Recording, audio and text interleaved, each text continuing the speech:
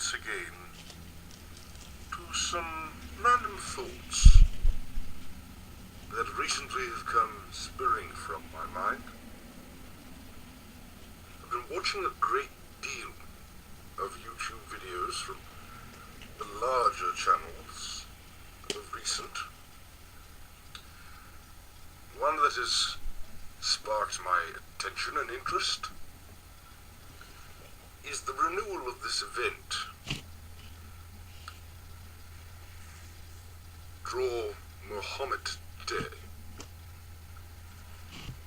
It seems to be coinciding with recent activities by how to put it, a misguided holy man in Florida. I find it disturbing that these events are all coalescing and coinciding within a very short time frame. I find it disturbing because this is going to become a pattern, which is the whole point of establishing an annual ritual or event. I understand that. But still, it gives me pause. It causes me worry and concern. Perhaps we've missed something. There is a very well-known user, very popular gentleman, who I believe is much like myself, in that he finds himself living and working here in the United States, though I don't believe he hails from here. I believe he, like myself, is a transplant Englishman. I refer to the user known as Thunderfoot.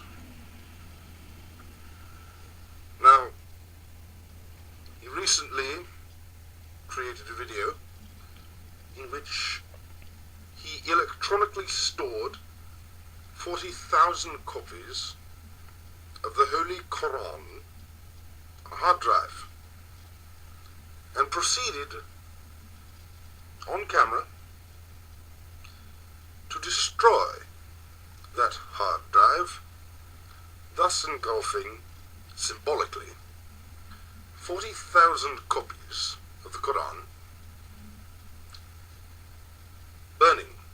Now, firstly, I should like to point out that immolation of the Holy Quran is, by many in the Muslim world, considered to be an acceptable form of disposal.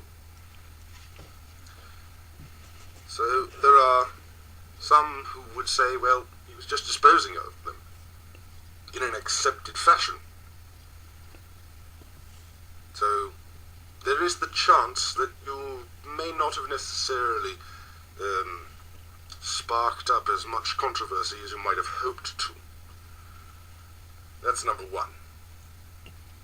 Number two, I really think that you, along with several other individuals, have missed something vital. Yourself and a gentleman by the name of D.P.R. Jones and numerous other users of a rationalist, scientific mindset, many of whom I admire. There are even times when I must admit I admire you, Thunderfoot. And I admire D.P.R. Jones. He's an eloquent and well-spoken man. However, again, you seem to have overlooked something. Let us take a look at Johannes Gutenberg, the man who, in around 1440, created the printing press and movable typeface, thus allowing for the printing revolution, the introduction of the Gutenberg Galaxy concept. It allowed for literacy to become widespread throughout Europe. the invention of this machine, this mechanically, mathematically engineered piece of technology, was created by a devout and faithful Catholic. A Catholic, a man of faith, was inspired to create something that would be for the benefit of the world. It allowed the common man, the proletariat, such as myself, to have quick and easier access to information. We were able to exchange thoughts and ideas far more rapidly than we had ever been allowed to previous to this date. And what was Gutenberg's shining example of accomplishment? What is the one piece that was held up as the greatest codex format document to be created on his printing press? The 42-line Bible. It was his singular maximum accomplishment. Inspired through faith to create with science and with the labors, the result of the labors of that science and mathematical engineering, his greatest accomplishment created was a work of faith. Give pause to consider this, that without the efforts of a man of faith, your scientific revolution might never have been. Think on this